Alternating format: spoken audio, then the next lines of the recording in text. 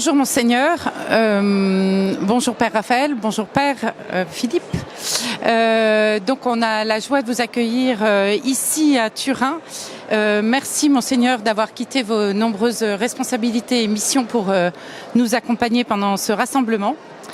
Et à la suite de ce que vient de nous dire le pape sur la complémentarité, co-responsabilité du sacerdoce de l'ordre avec le sacerdoce du mariage, j'aimerais que vous puissiez nous témoigner de la force du sacrement du sacerdoce, d'abord au sein du mouvement, et puis aussi en complémentarité avec le sacrement du mariage.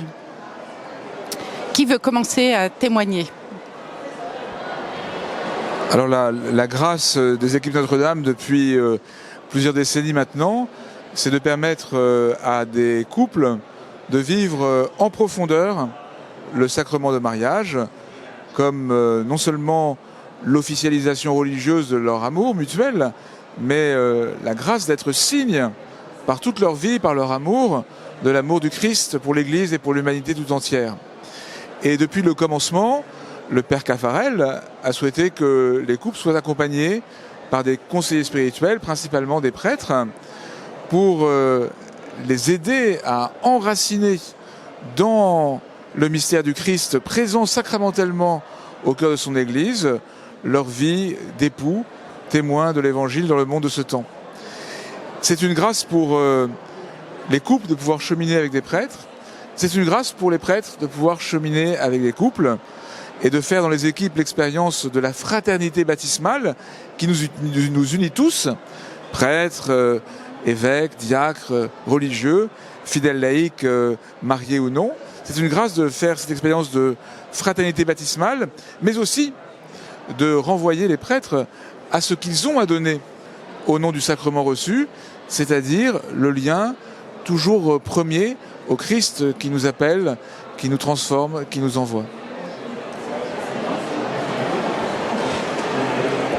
On a dans cet aspect un paradoxe assez étonnant. C'est un mouvement de couple qui est fondé par un prêtre.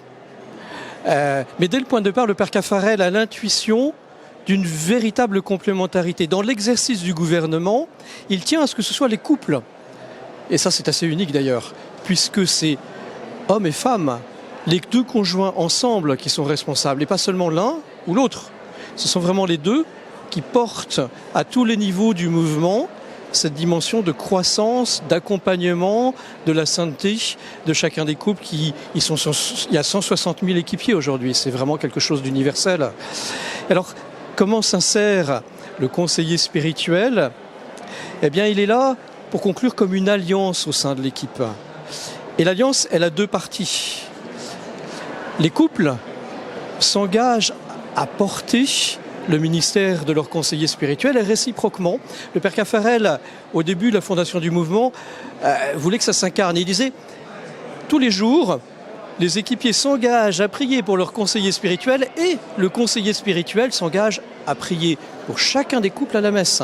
Donc une véritable alliance.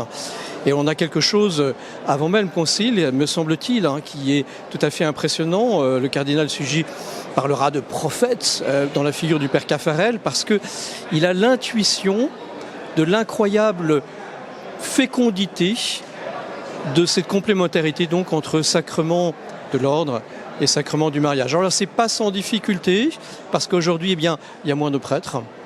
Il y a une difficulté au niveau des vocations.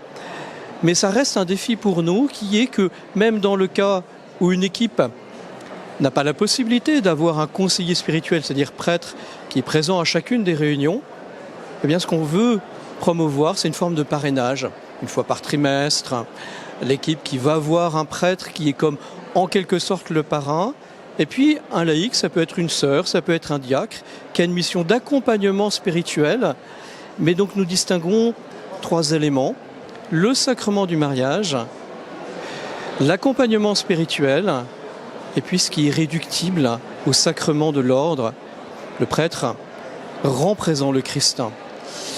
Alors ce qui est intéressant, c'est de demander au Père Philippe Julien, qui a une expérience assez longue, à la fois dans les équipes, mais aussi en ayant accompagné un certain nombre de secteurs, comment s'opère vraiment cette complémentarité. Ça fait presque 30 ans que j'accompagne des équipes Notre-Dame, à plusieurs occasions en effet des équipes de secteur. Mais je souligne par exemple une équipe que j'accompagne depuis près de 24 ans. Et cette complémentarité, en fait, elle se vit aussi dans cet accompagnement au jour le jour, d'année en année. C'est-à-dire que quand on accompagne des jeunes couples qui accueillent des enfants, et qui vivent des joies et on accompagne ces joies, qui vivent des épreuves et on accompagne ces épreuves. Je prends un exemple, un couple qui a perdu un enfant de 6 ans. En fait, ça a été toute l'équipe qui a été un vrai soutien. Et on s'est rendu compte que tout ce qu'on a pu partager avant, tous les mois, dans l'équipe, eh bien, ça leur a permis de traverser et je dirais de transcender en fait cette épreuve. Parce que pour des parents de perdre un enfant de 6 ans, c'est très compliqué, c'est très dur, même quand on vit sa foi. Et je trouve que cette complémentarité, elle se vit vraiment dans cette double, j'allais dire, fécondité. Cette fécondité naturelle, bien sûr, qui se vit au sein du couple dans le mariage chrétien, mais aussi cette fécondité spirituelle que le prêtre vit, bien sûr, dans son sacerdoce et qui est en écho avec aussi cette fécondité spirituelle au sein de la famille, dans l'éducation aussi des enfants. Et c'est une joie, je pense, comme prêtre. Moi, j'y suis personnellement très, très attaché et je pense qu'en effet, c'est un soutien. C'est une aide pour les prêtres pour vivre cette fécondité spirituelle aussi auprès de tous ceux qui nous sont envoyés. Et pour terminer, Monseigneur, est-ce que vous-même, vous auriez un exemple personnel à nous donner de cette fécondité, vraiment comme une expérience personnelle que vous avez vécue tout au long de ces 30 années pendant le temps que vous accompagnez ces équipes? De fait, moi j'ai fait, comme vient de le dire le Père, la grâce d'une très belle fraternité et en même temps d'être constamment invité à donner le meilleur de mon ministère de prêtre et d'évêque. Et puis j'ai eu avec mes équipes à traverser des périodes très difficiles pour les uns ou pour les autres, encore tout récemment, dans l'équipe que j'accompagne. Et pouvoir être avec les autres équipiers très proches d'un des couples éprouvés, pouvoir aussi témoigner comme prêtre, comme évêque, de la puissance de l'Évangile dans les épreuves que nous avons à traverser, la fécondité du mystère de la croix, aussi éprouvante que soit une situation humaine, eh bien c'est une grâce qui me conduit à essayer de donner le meilleur de la mission qui m'a été confiée.